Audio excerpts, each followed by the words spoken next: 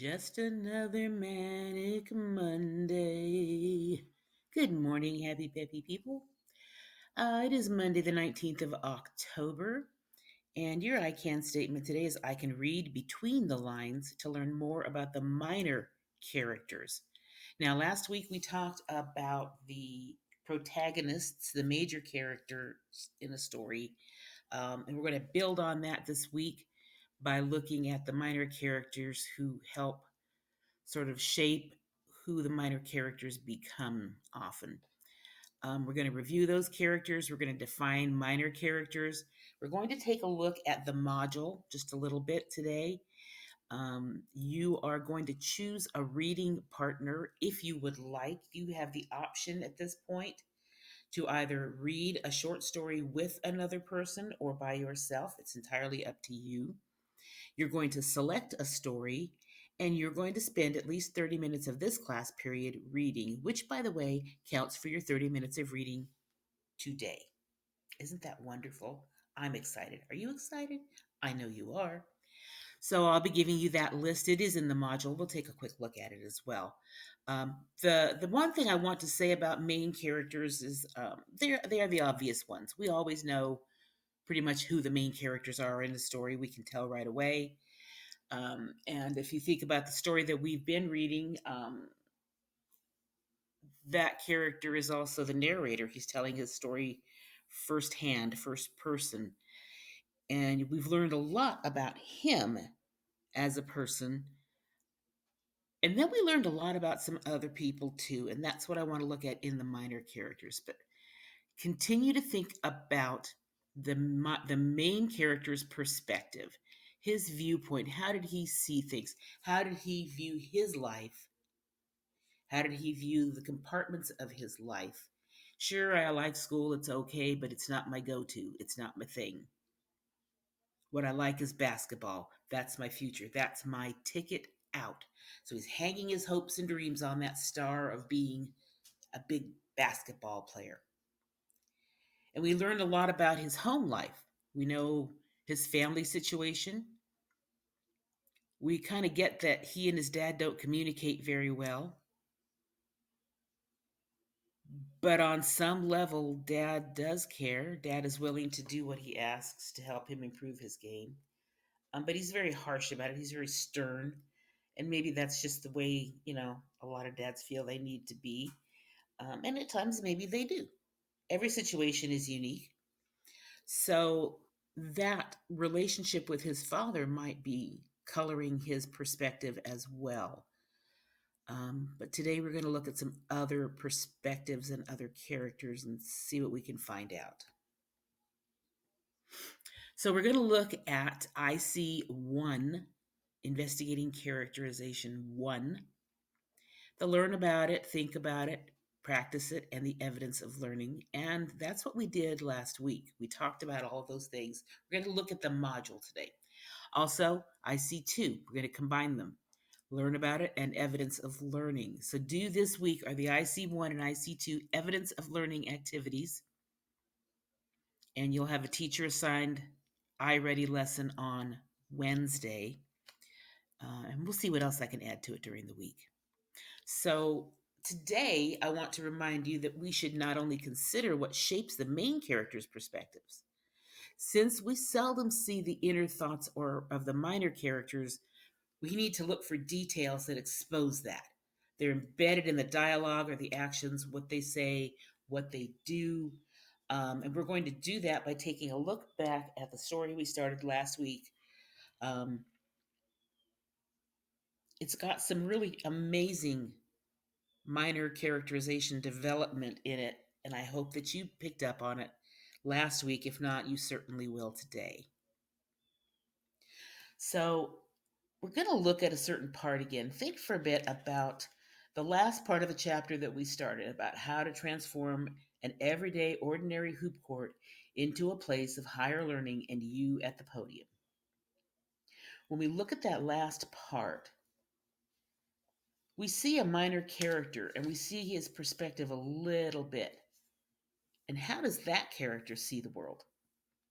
Does he see the world the same way as the main character? Do they have the same outlook, the same viewpoint? You usually won't get to hear that from him because he's not going to say much. And clearly, the dad didn't say much about his feelings, did he? But you can kind of tell by his actions and his words sort of how he feels about things. So let's go back to that part of the story for a minute and review it because I'm sure several of you have slept since then and you don't remember the particulars. So I'm going to remind you. I want you to watch this as I go.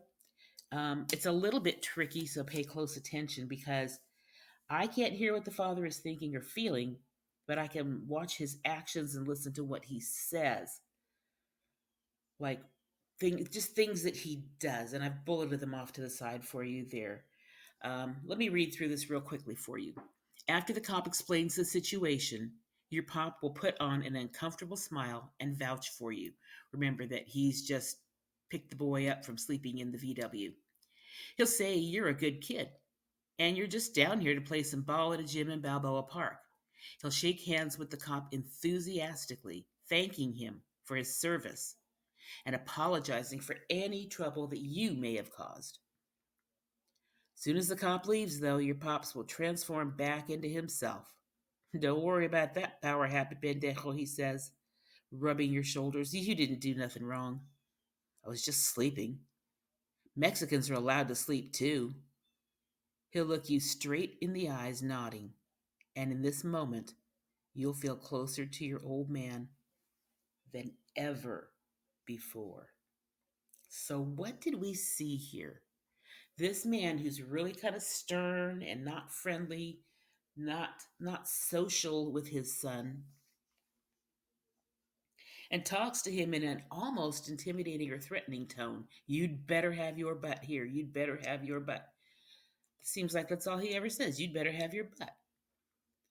But he sees this officer and he shakes hands with him and he's enthusiastic about it. And he thanks the officer and apologizes about anything that his son might have done to cause trouble for the police officer. Well, in reality, he doesn't feel that his son causes any trouble, does he? You didn't do nothing wrong. So after the police officer leaves, his tone that changed with the police officer goes back to being Pops. He goes back to that stern, harsh exterior, but he looks at his son and he says to him, you know what? It's cool. You didn't do anything wrong. That man's just power happy. So it made the young man change his perspective of his dad. But now we're sort of seeing dad's perspective on life as well, aren't we? Maybe dad's afraid of the police because of past experiences. Maybe he's leery of them because of past experiences.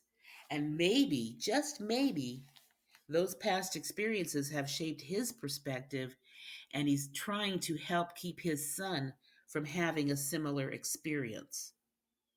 In other words, he's saying, be nice to the police officer, be respectful, don't say anything you shouldn't, and it'll be okay.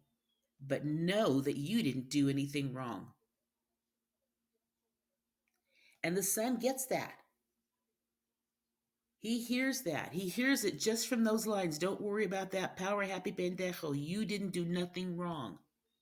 That's it. That's all he said. And it changed the way he felt about his father from that point on.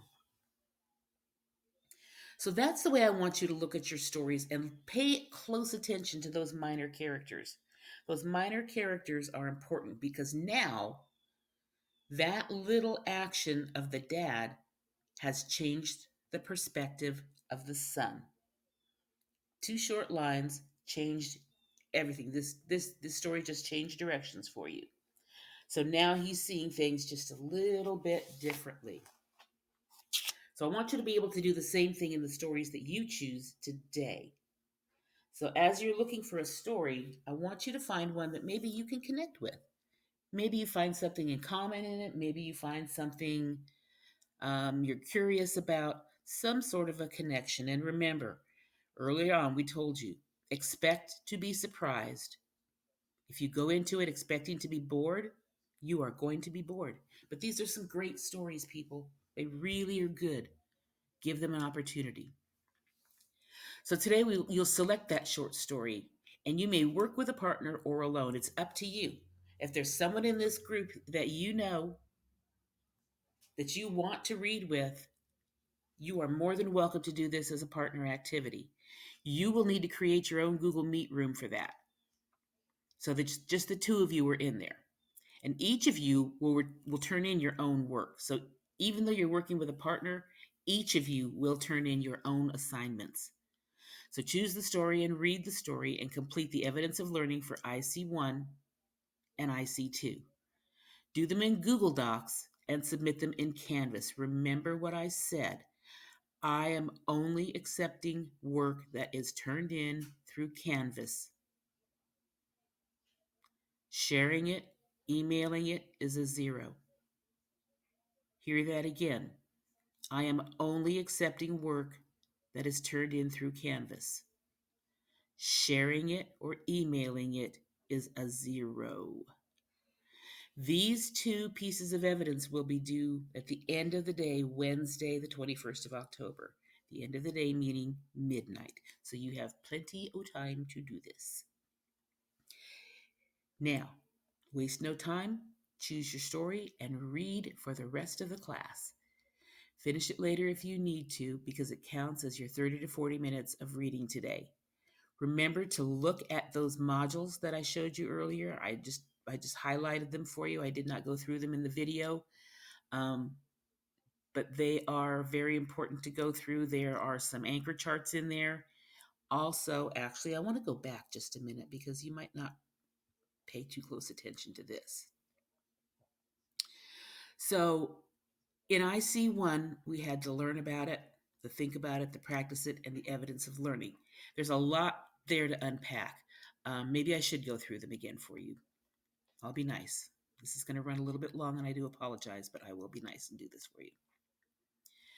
So this is attending to the details that illuminate perspective, and this is the anchor chart you would see if we were actually in my classroom. When investigating perspective, readers consider these things. What do they need or desire?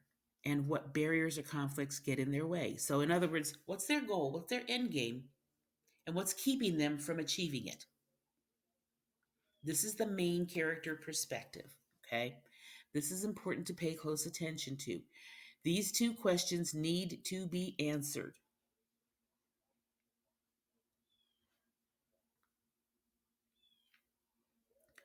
Think about it. And you should have been perusing your modules all along. We didn't really do module work per se in the last unit. We will this time. So this is the think about it, and this is a storyboard. No words, but it shows us the young man. We can see that he is brown-skinned. He's looking at his schoolwork. He's got A's and B's, so without even seeing any words, we kind of know, yeah, he's probably a good student. Here he is talking to his dad. See how he's kind of staying back against the wall? He's not close up. You know when you have a conversation with somebody, you're usually like right near them. They keep a distance, a physical distance, and that says something. Then here's the police officer with his nightstick and the boy in the VW. Here he is at the basketball court, shooting hoops. And the only words we see are, "It's finally summer. Go ahead, take a deep breath. You're free." So that's a quick storyboard of the story that we've been reading. Then we have the practice it. Practice it is really important.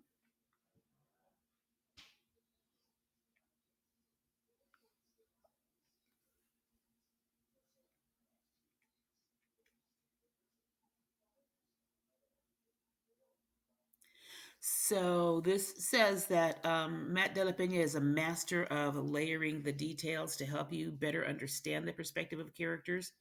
All of these authors are. All of the authors in this unit are great at this. So for this activity, you can choose a reading partner if you would like. You're going to have some time now to start reading. Make sure to use the chart to focus on your reading and go through this spreadsheet to decide which story you want. So, every one of these links is a story. You will see every one of these links connect to a different story. It tells you a little bit off to the side what it's about. So look at that. Pay attention. Maybe this is a story that has a topic that interests you, but maybe you don't like that one. So down to the next one. It also tells you the interest levels, which is grade level interest, and the reading level, if you know that. If you know your reading level, that's great. Try to read close to your level. There are several stories here. You can read any of them that you want. I don't care which one you read, whichever one it is, that's the one you have to work with today and tomorrow, though, because you have to use the same story until you finish it. So, evidence of learning. Let me show you this because this is where you might get confused, and I apologize for skipping over this so quickly. We're backing up for a moment. So it says select a story to read. You've already done that. And do your best to get a lot of reading done. As you read, notice when you're developing new thinking about the characters. How are those characters changing? The major characters and the minor characters. How are they modulating? How are they changing as you go along?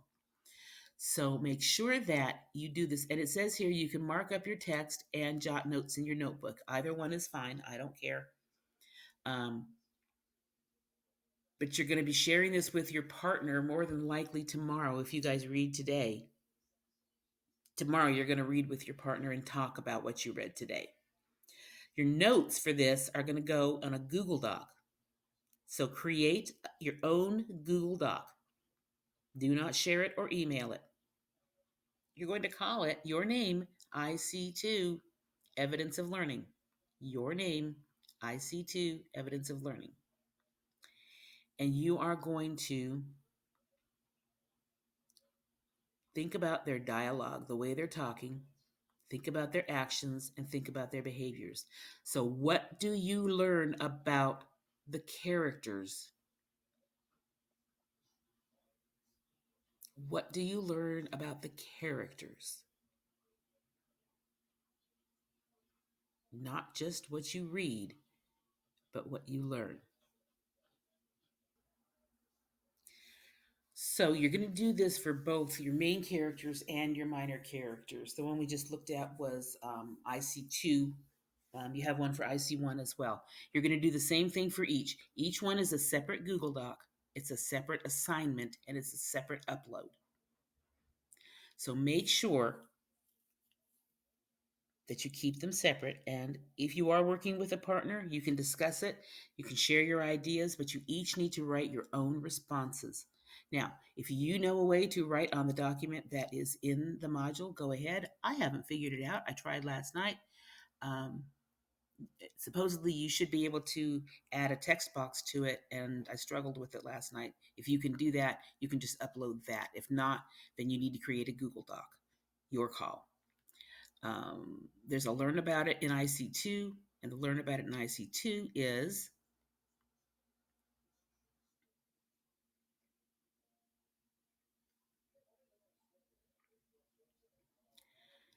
the perspectives of the minor characters. Pay attention to clues hiding in their dialogue. Pay attention to clues hiding in their actions and behaviors. It's no different, is it? It's just about minor characters this time instead of major. So there's some examples here for you to look at. Make sure that you pay attention to those examples. So let's go back. Don't waste any time, ladies and gentlemen. This class time is for you to work. Just because I release you from the lesson does not mean you can go off and play. Choose your story and read for the rest of the class period and finish it later today if you need to, but finish the story. Make sure you're taking notes, and I will talk to you tomorrow, ladies and gentlemen. Ciao.